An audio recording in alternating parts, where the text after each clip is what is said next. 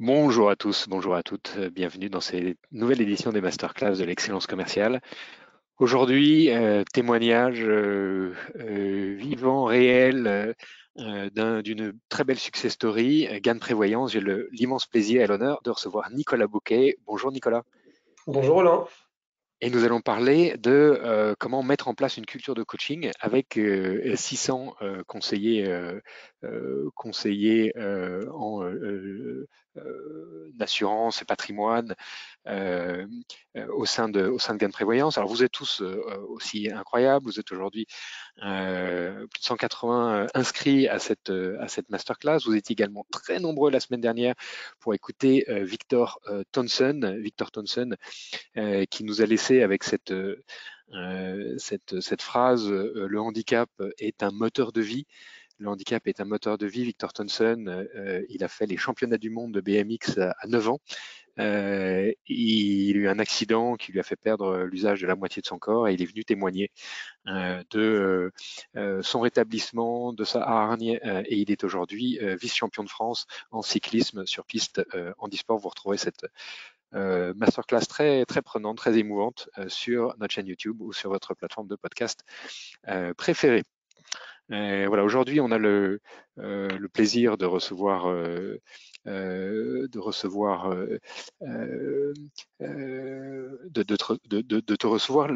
L'enjeu, il va être vraiment de témoigner d'une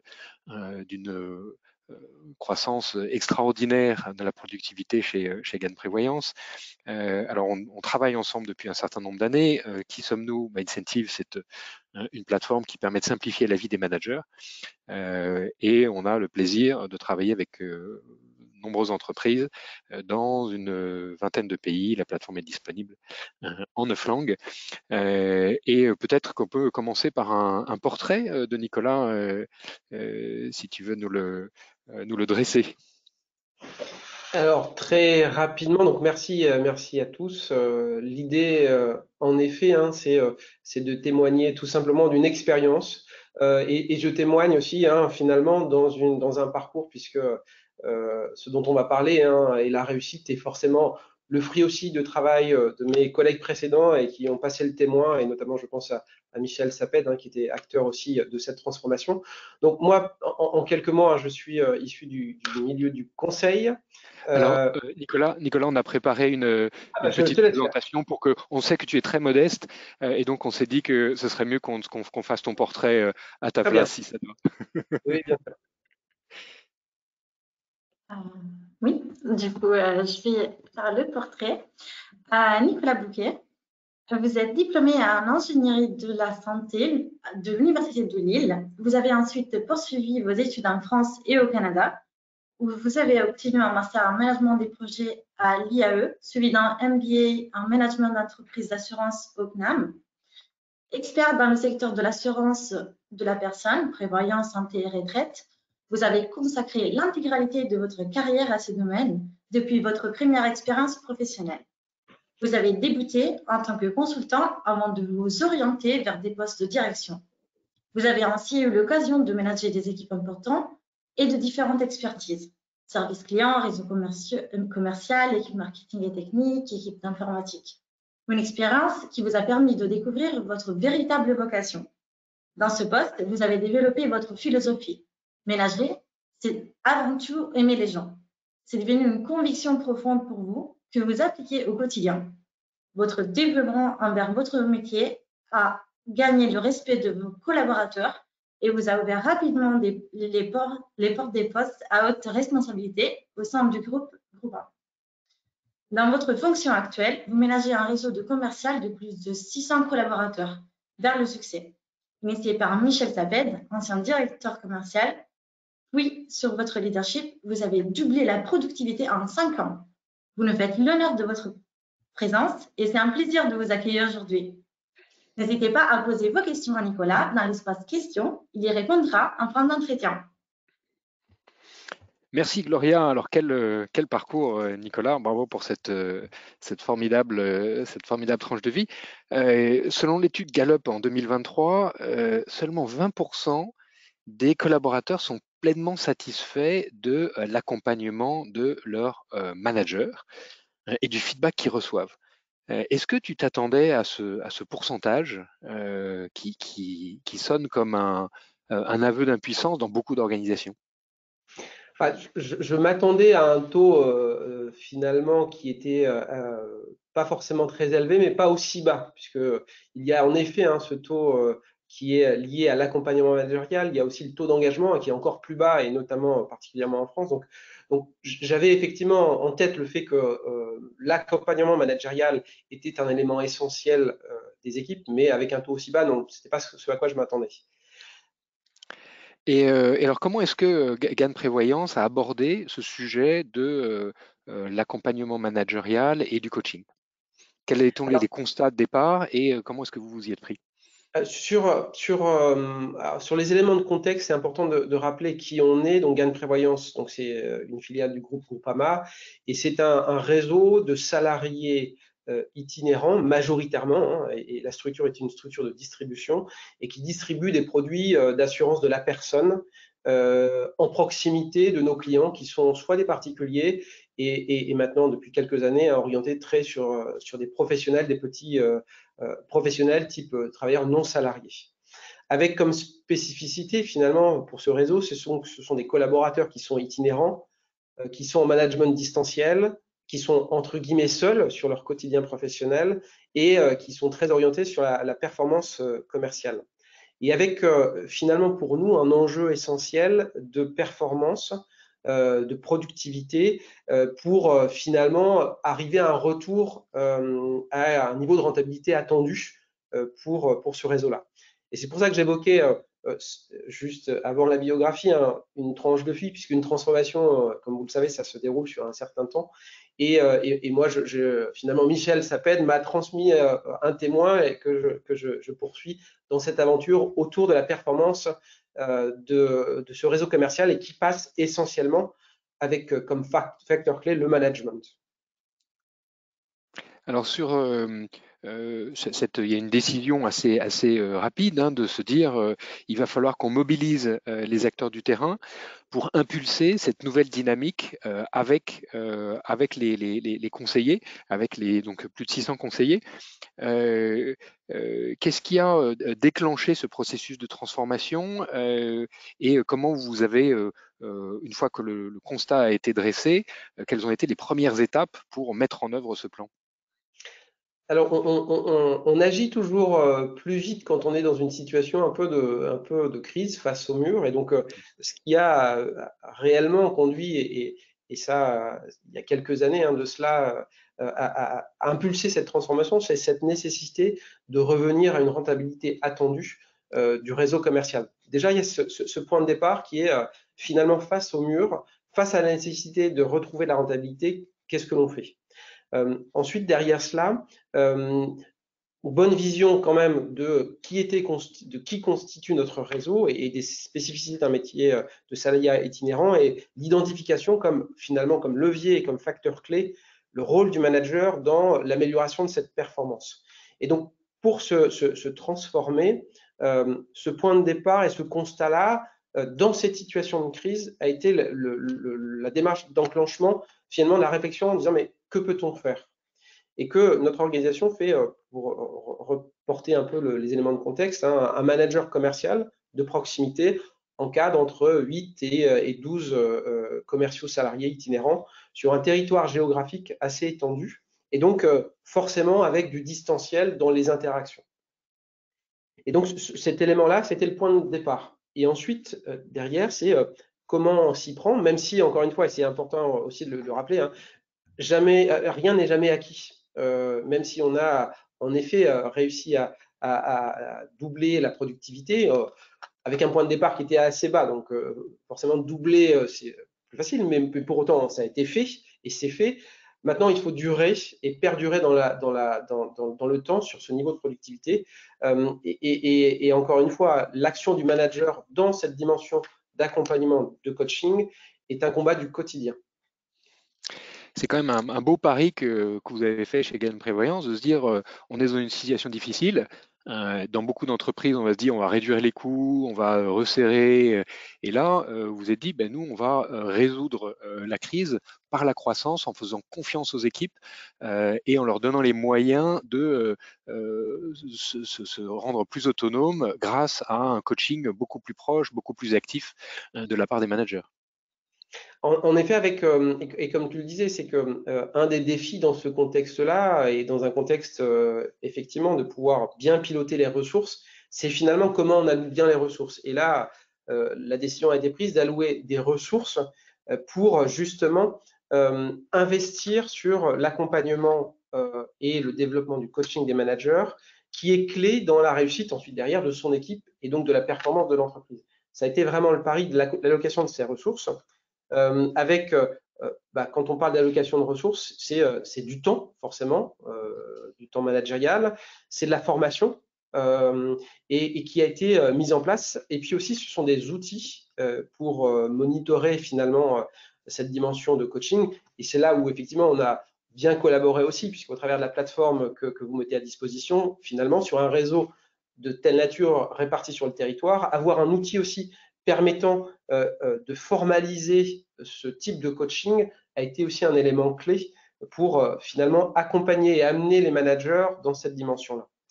Autre élément important aussi, c'est la conduite du changement, puisque, encore une fois, on peut allouer du temps. Si on ne passe pas du temps aussi à conduire le changement et finalement donner du sens aux managers sur l'intérêt de ce coaching, cet accompagnement pour développer la performance, on loupe une étape. Et c'est pour ça que, comme je disais tout à l'heure, que rien n'est jamais acquis. La conduite du changement, c'est toujours, même si on arrive à un niveau cranté de productivité, il faut toujours ne pas baisser la garde et toujours se rappeler les fondamentaux. Et c'est aussi notre discours du quotidien, c'est ne perdons pas de vue les fondamentaux qui nous ont permis d'arriver à ce niveau de performance.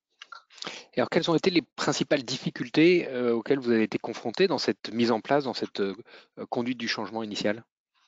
Difficultés qui sont, je l'évoquais un peu tout à l'heure, difficultés à la conduite du changement pour finalement faire prendre conscience que le manager, certes, il manage une équipe avec un objectif collectif, mais il manage aussi des individus.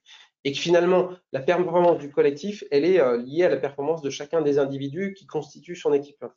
Avec finalement une nécessité d'être beaucoup plus en interaction opérationnel en training sur le terrain qu'en simplement pilotage du chiffre.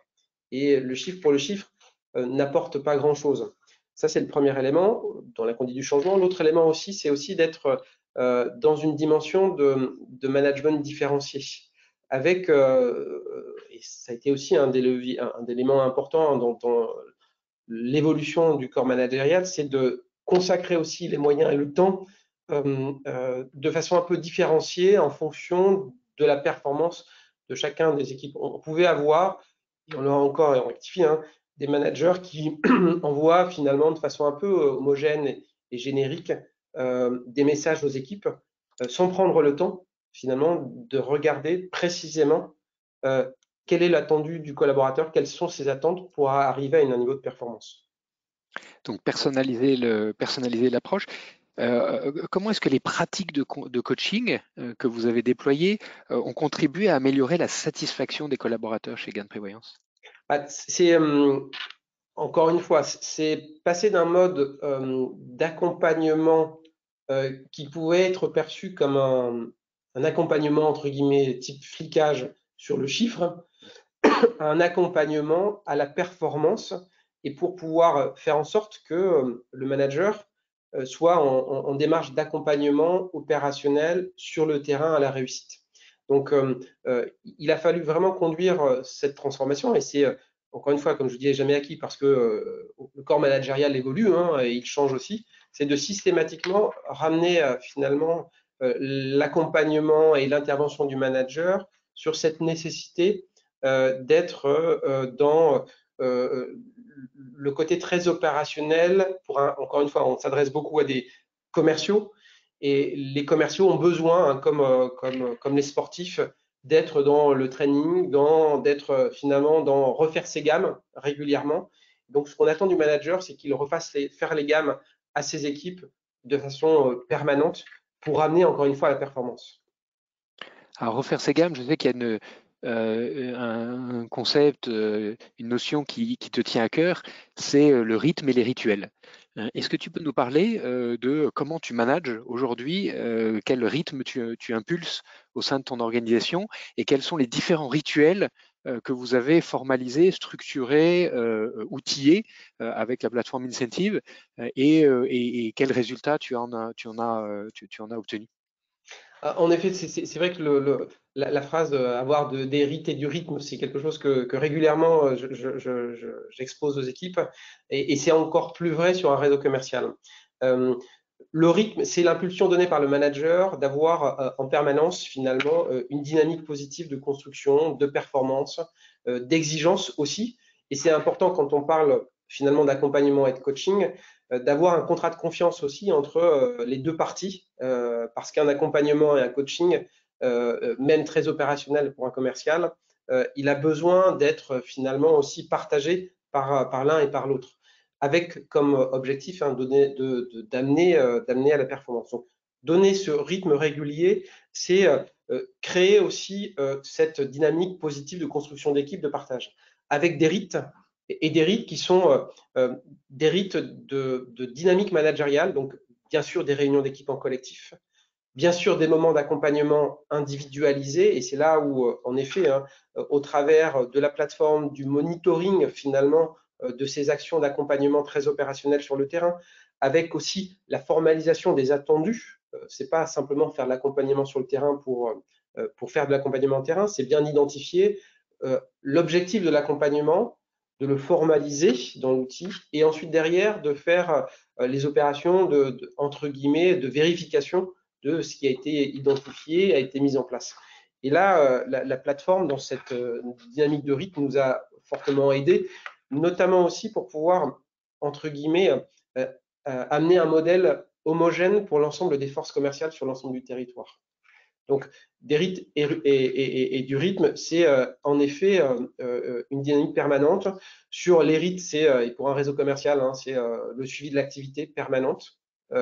Et toutes les semaines, c'est pas faire uniquement l'analyse du constat passé, mais c'est surtout se projeter sur la semaine d'après, les semaines d'après. C'est comment on arrive à créer ces rituels et ce rythme, finalement, d'être dans une activité anticipée. Et là, le manager est là pour accompagner ses équipes, pour justement développer cette activité passée, pas simplement pour analyser le passé en disant tiens, le niveau d'activité n'était pas bon, et donc on fait le constat là. C'est comment on est en projection. Combien de temps est-ce que ça a mis à l'organisation de s'adapter à cette nouvelle culture de coaching, à cette nouvelle culture d'un accompagnement proactif personnalisé de chaque collaborateur? Ça prend du temps, et c'est, encore une fois, c'est la troisième fois que je dis, mais c'est jamais acquis, au sens où, de façon assez simple, c'est vrai que ça a pris, en tout cas pour répondre à ta question, quelques années quand même. On ne transforme pas un réseau qui était habitué sur une culture de chiffres, entre guillemets, unique, à amener à un accompagnement individualisé. Donc ça prend quelques années. Ça prend quelques années aussi par la transformation du corps managérial, puisque on a aussi, dans cette période-là, mis en place une académie des managers gain de prévoyance. Donc, c'est finalement, il faut y consacrer du temps. Il ne faut pas s'éloigner des fondamentaux qui guident finalement l'activité d'un manager commercial sur le terrain. C'est comment, voilà, on reprend les rites et du rythme, comment j'accompagne toutes les semaines, comment j'apporte aussi de façon équitable aussi, et c'est ce qu'attendent les collaborateurs pour être en rebond de l'étude et du résultat de l'étude que tu menais, que tu évoquais tout à l'heure. Effectivement, les collaborateurs, que ce soit des collaborateurs qui sont en performance ou des collaborateurs qui ne sont pas en performance, attendent une forme aussi d'équité dans l'interaction du manager. Et donc, il est important, certes, de consacrer du temps à celui qui peut être amené à la performance, mais aussi de consacrer du temps à celui qui est déjà en performance. C'est de consacrer aussi, c'est que le manager soit dans l'exemplarité. Et quand on tire le fil de l'exemplarité, et notamment dans la culture du coaching et de l'accompagnement, ce qui est essentiel aussi, c'est qu'il y ait un alignement de l'organisation, puisque là, on a parlé beaucoup des managers de proximité et comment eux, finalement, ils sont acteurs de l'accompagnement, du coaching de leur équipe. Mais les managers sont aussi des collaborateurs. Et c'est important aussi que eux, finalement, bénéficient de l'accompagnement, du coaching de leur manager à eux aussi. Et donc, quand je parle d'alignement, c'est que finalement, ça part du plus haut et ça descend jusqu'au niveau le plus bas de l'organisation. Et c'est important d'avoir un alignement permanent de cette dimension-là et surtout de l'incarner jusqu'au bout. Typiquement, on peut effectivement décréter au plus haut qu'il faut faire du coaching, il faut faire de l'accompagnement. Et c'est si on ne l'incarne pas au quotidien, et puis moi-même je suis manager d'équipe, donc si moi-même je ne suis pas dans cette posture-là, ça ne diffuse pas finalement dans l'organisation. Et ça c'est important, quel que soit d'ailleurs, quels que soient les sujets. Hein, là on focus sur l'accompagnement, le coaching, mais on pourrait parler aussi de la dimension culture client. Si c'est pas incarné dans l'organisation, finalement ça n'a pas d'intérêt et ça ne vit pas sur le quotidien.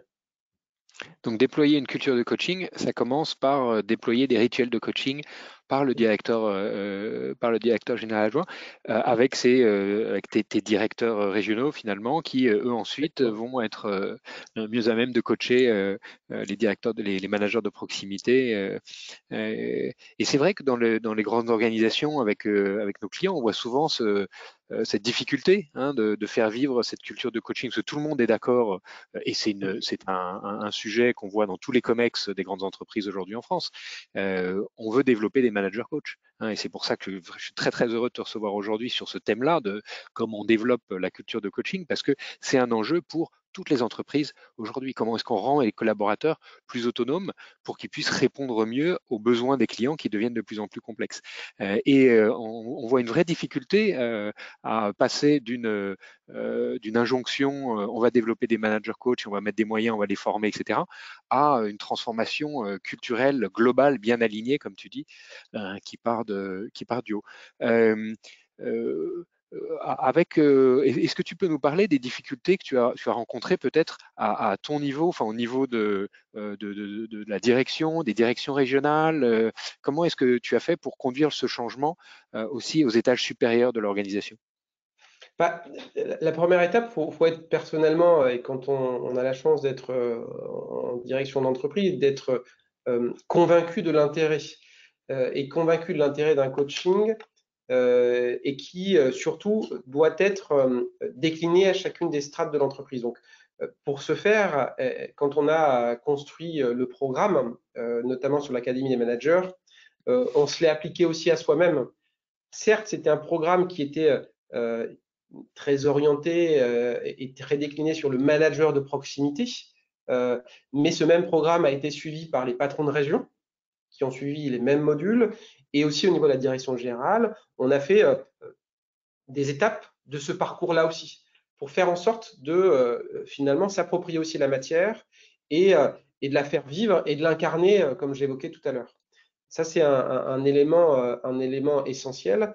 Autre élément aussi, pour le faire vivre et que ça donne du sens sur l'ensemble des étages, entre guillemets, de l'entreprise, c'est aussi que ce programme-là a été co-construit avec les acteurs opérationnels de l'entreprise. Et que ce qu'on a voulu aussi, et c'est pour ça que, encore une fois, rien n'est jamais acquis dans une organisation, on a souhaité aussi mettre en place, au-delà de cette académie, une communauté, et la communauté des managers, au même titre que toi, tu animes la communauté autour d'incentive de l'excellence commerciale, mais avoir une communauté aussi des managers qui font vivre finalement au quotidien et qui impulsent cette démarche d'amélioration, de changement, de culture d'amélioration continue aussi au sein de la structure, pour qu'ils s'approprient aussi finalement cette démarche-là dans leur quotidien de manager. Donc l'implication de tous a été aussi un élément clé de la réussite. On dit souvent, et c'est pas de moi, mais le poisson pourrit par la tête, proverbe japonais, mais c'est assez vrai. C'est-à-dire que, encore une fois, ce qu'on essaye de faire dans notre organisation, encore une fois, à notre échelle, c'est aussi d'aplatir. C'est-à-dire qu'on a chacun un rôle dans l'organisation. Il y a un directeur général, il y a un comité de direction, il y a des patrons de région. Ce qu'il faut, c'est qu'on passe d'une culture du jeu à une culture du nous. En fait, on reprend souvent soit les managers, soit les collaborateurs qui disent oui, mais l'entreprise fait ça, mais l'entreprise fait ça. Et en fait, notre réflexe systématiquement, mais l'entreprise, c'est qui? En fait, l'entreprise, c'est nous le collectif. Et c'est quelque chose aussi qui est important aussi de faire vivre pour que dans cette notion, encore une fois, de coaching, et on n'est pas c'est pas le monde des bisounours non plus, hein. C'est vrai que rien n'est jamais acquis et c'est jamais simple non plus en fonction de la sensibilité aussi du manager, mais c'est important aussi de le faire vivre, de l'animer en toute simplicité, en toute authenticité aussi, dans la façon finalement de relayer cette démarche-là. Donc l'outil, donc il y a des formations, l'académie des managers, la plateforme Incentive qui te permet de digitaliser les interactions, les rituels et de donner finalement aux managers des supports d'accompagnement de ces mêmes rituels. Les tableaux de bord qui te permettent de piloter l'activité de coaching des différents managers sur les différents sujets. Et ça à tous les niveaux, ça remonte jusqu'à toi. Oui, en effet, ça remonte en fait avec, et c'est aussi la force de l'outil, c'est que finalement, ce qu'on a souhaité aussi, c'est qu'il y ait une transparence et un alignement, c'est que ça se voit à chacun des niveaux, pour éviter que chacun aussi fasse son reporting à droite et à gauche, et que le fait d'avoir une plateforme qui permet finalement en cascade d'agréger les différentes dimensions, il y a une transparence totale, et notamment finalement, moi, dans mon rôle d'animation de ce réseau commercial, j'ai une vue complète de l'ensemble de l'organisation. Donc ça, c'est un élément important. Autre élément, et c'est encore une fois, c'est un travail du quotidien, au-delà du quanti, c'est-à-dire la plateforme, combien on a fait finalement de monitorat, de coaching, d'accompagnement terrain, ce qui est important aussi, c'est toujours d'avoir un œil sur le quali. Parce que, entre guillemets, le quanti, on peut avoir, et on a les commerciaux, les managers commerciaux sont aussi avant tout des commerciaux, avec des objectifs à atteindre, des objectifs d'accompagnement et ces éléments-là. Donc, on a aussi un regard et l'ensemble aussi des strates intermédiaires sur le quali de l'accompagnement pour aussi donner du sens, parce qu'encore une fois, faire le chiffre pour faire le chiffre d'un nombre d'accompagnements n'a pas d'intérêt. Si ça ne produit pas d'effet dans l'organisation à la maille du commercial, finalement, on n'est pas gagnant. Certes, on est beau sur la photo, on a fait des coachings, mais ça ne se retrouve pas sur la performance de l'entreprise. Et encore une fois, quand j'évoquais passage du jeu au nous et l'entreprise, c'est chacun des acteurs. Ce qu'il faut, c'est que chacun des acteurs contribue à la performance de l'entreprise. Je dis souvent aussi, c'est soit on perd tous, soit on gagne tous.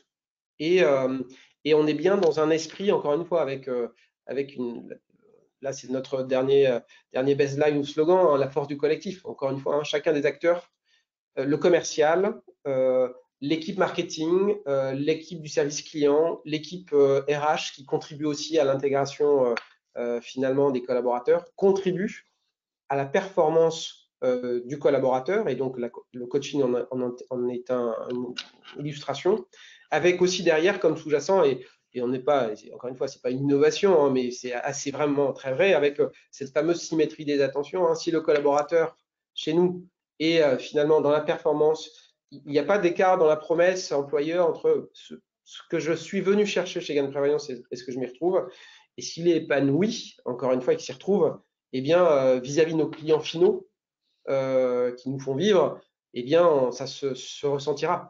Et comme on a un réseau de proximité humain, moderne et efficace, qui sont un peu nos valeurs un peu emblématiques, on est totalement aligné là-dessus. Pour renforcer ce point, vous êtes en train de travailler avec les équipes d'Incentive sur la digitalisation de l'onboarding des nouveaux collaborateurs. C'est un point très important sur lequel vous investissez beaucoup de temps et d'énergie pour assurer une expérience collaborateur la plus fluide et la plus enrichissante possible. Et en effet, on est le métier des commerciaux en général et le métier les commerciaux dans le secteur de l'assurance sont des métiers pénuriques en tension. Et en effet, faire en sorte que chacune des expériences du candidat au collaborateur recruté et puis jusqu'à l'offboarding, hein, et on travaille aussi sur l'offboarding, se passe très bien. Et en effet, on doit être différenciant. Donc, toute cette partie d'onboarding du collaborateur, quand il est en interaction avec nous, jusqu'au moment où il signe son contrat, il est en formation et il est en accompagnement, ce sont des éléments clés pour nous parce qu'encore une fois, on doit se démarquer de la concurrence, on doit faire mieux. Parce que, encore une fois, ces métiers-là, ce sont des métiers qui sont en tension, qui sont très recherchés.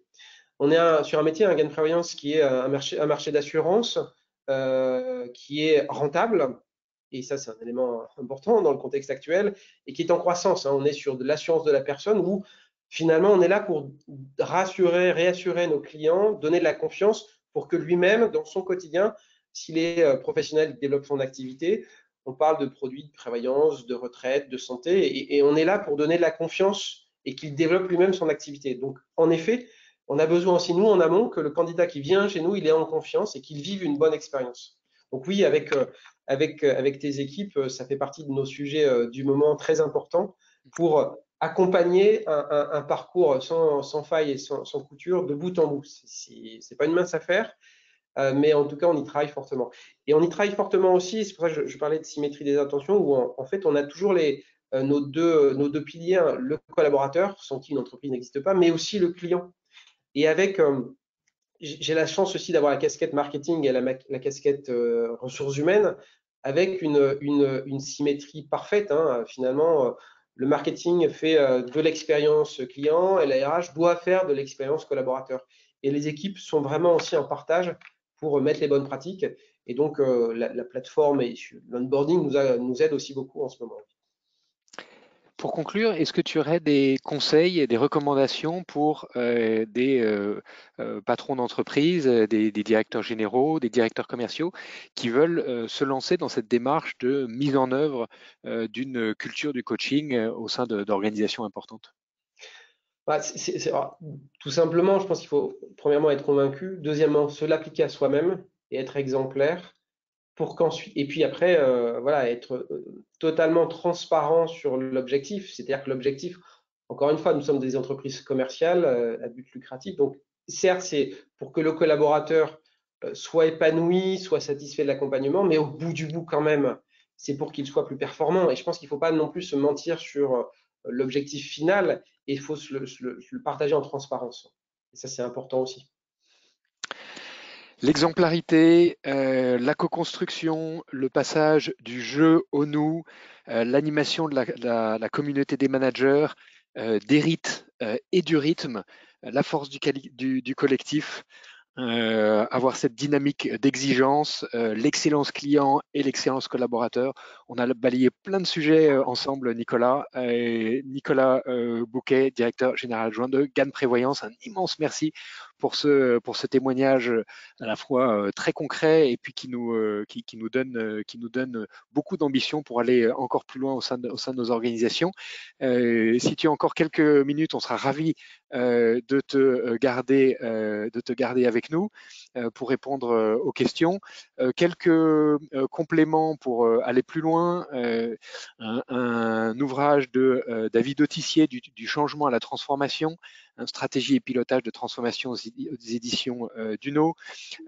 Sur le coaching, le guide du coaching au service de la performance, un ouvrage qui est traduit de l'anglais de John Whitmore, qui en a sa 5e édition, qui est vraiment des bouquins de référence sur le coaching en entreprise. Et puis deux ouvrages en anglais, The Coaching Habit, Say Less, Ask More and Change the Way You Lead Forever. Aussi qui se lit très facilement, un des best-sellers du New York Times, et Coactive Coaching, Changing Business, Transforming Lives, de Henry Kimsey House. Voilà pour les suggestions de lecture pour aller plus loin. Et également un TEDx. Les leaders qui coachent créent un meilleur environnement de travail, et vous aussi, vous pouvez le faire. Un TEDx de Saba Imrou Mathieu, disponible sur la plateforme des TED Talks. Voilà, un immense merci pour votre participation. Si vous devez nous quitter, je vous donne rendez-vous la semaine prochaine pour apprendre à captiver votre auditoire, porter sa parole en public de manière engageante et mémorable avec l'expert du sujet en France. Il s'agit de Eric Bas. Voilà, et donc je vous donne rendez-vous la semaine prochaine. Et donc si vous avez des questions, n'hésitez pas à les poser directement sur l'interface de GoToWebinar et Nicolas sera ravi d'y répondre en live et c'est sur les masterclass de l'excellence commerciale. Gloria, est-ce qu'on a des questions déjà de nos auditeurs? Oui, on a beaucoup de questions. La première question de Sylvain. Comment, au travers de leur pratique d'accompagnement, les managers développent l'autonomie de leurs collaborateurs? Le point de départ, c'est que les commerciaux, ce sont des commerciaux qui sont autonomes. Et la différence, c'est qu'ils sont autonomes et ils ne sont pas indépendants. C'est toujours important de bien reposer le cadre.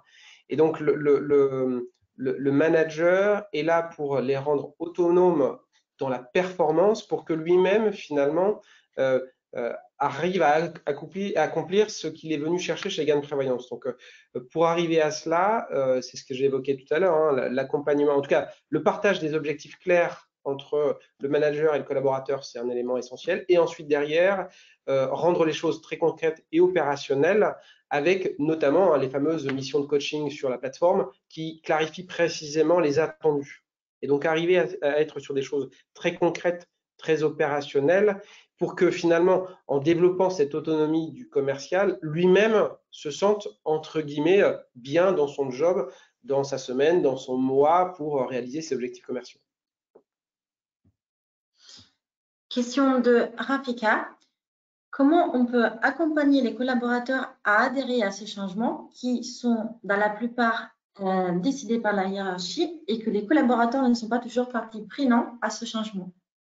C'est le point clé de la conduite du changement, c'est toujours le sens donné à l'action. Et encore plus, je pense qu'il y a une déformation plus forte sur les populations commerciales. C'est bien de se dire, c'est quoi mon intérêt? Et là, on revient au jeu que j'évoquais tout à l'heure. Le commercial, il va être dans la lecture de ce que l'on va faire, dans son intérêt propre à lui. Qu'est-ce que je gagne finalement à cette démarche de coaching qui va m'être imposée par mon manager? Et si on arrive finalement, est-ce que le manager arrive à, dans le, entre guillemets, l'engagement respectif, hein, parce que le coaching, on peut coacher que quelqu'un qui a envie de l'être. Et on est bien dans cette dimension de se dire, je suis là pour te faire réussir, te rendre autonome, que tu sois à l'aise dans ton activité commerciale et qu'au bout du bout, tu gagnes ta vie aussi. On est sur des métiers de commerciaux, il y a besoin de gagner sa vie et de bien gagner sa vie. Et donc, l'idée, c'est bien de faire en sorte que cette transparence dans le discours soit portée par les managers, qu'il ait aussi entendu, hein, le collaborateur par tout l'alignement finalement des messages au niveau de l'entreprise et qu'il y trouve son intérêt, qu'on soit bien dans les éléments de communication. C'est important aussi de travailler sur les éléments de communication, qu'on parle bien directement à l'intéressé, et c'est-à-dire commercial terrain. Question toujours de Sylvain. Comment intégrez-vous la perception client dans l'accompagnement des collaborateurs? En fait, c'est le grand travail que l'on fait sur la fameuse symétrie des attentions entre l'expérience du collaborateur et l'expérience client. Et de façon plus opérationnelle, on monitore maintenant les interactions à chaud entre le client et chacun des commerciaux. Et donc, les fameuses enquêtes à chaud qui sont faites dans les moments post-interaction commerciale. Et l'idée, c'est d'animer finalement ces interactions et ces feedbacks clients à la maille du commercial sur le terrain. Et notamment quand il y a des notes qui sont assez basses, faire le fameux win-back accompagné. Alors, pas dans l'esprit de se dire mais le collaborateur a mal fait, mais c'est comment mieux faire la prochaine fois. Et ça, après, c'est aussi, entre guillemets, à accompagner, parce que la notation, c'est pas la note pour la note sur l'interaction donnée, c'est comment on arrive à projeter de cette notation les actions pour les prochaines interactions clients. Donc, on est sur le monitoring aussi à chaud des interactions clients, et donc finalement, on fait un peu l'effet miroir de comment je t'ai accompagné, comment je te rends plus performant dans ta relation client, et finalement, quelle est la notation du client un peu en live. Question de Pierre.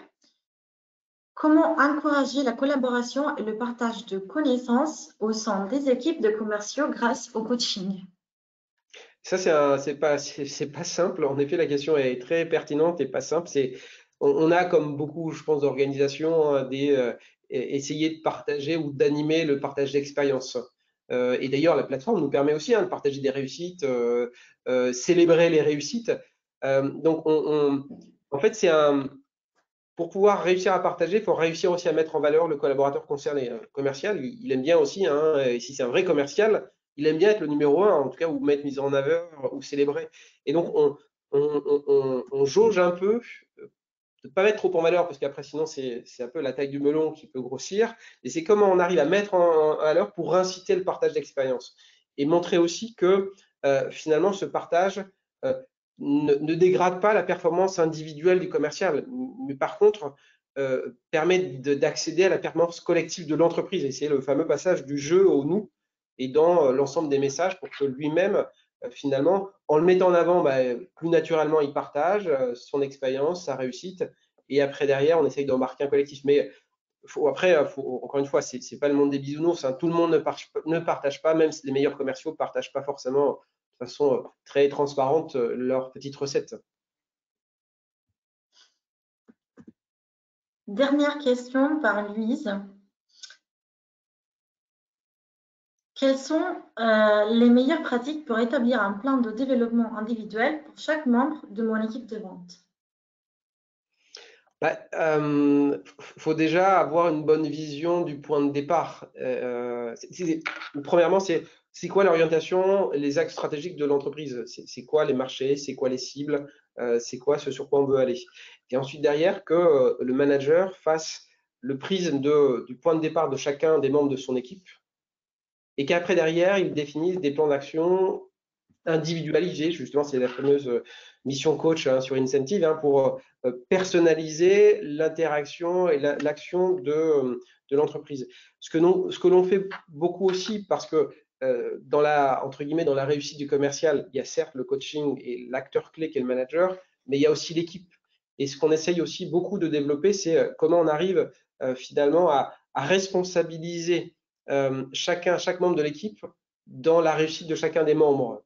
C'est pas simple, c'est pas homogène dans toutes les équipes commerciales, mais les équipes qui marchent bien, ce sont les équipes qui sont assez nombreuses, et donc 12 collaborateurs autour d'un manager, et que finalement, chacun des membres de l'équipe contribue à la réussite de l'autre en partageant finalement un peu son savoir-faire. Et ça, c'est le manager qui anime au quotidien cette interaction pour faire réussir les autres. Donc, il y a premièrement, effectivement, l'analyse individualisée du point de départ de chacun, le rôle du manager dans l'accompagnement et définir finalement les attendus, mais aussi le rôle de l'équipe. Le manager comme un animateur de la performance. Un immense merci, Nicolas, de ton témoignage. Une formidable success story, doubler la productivité commerciale avec 600 commerciaux. Vous l'avez fait chez Grande Prévoyance.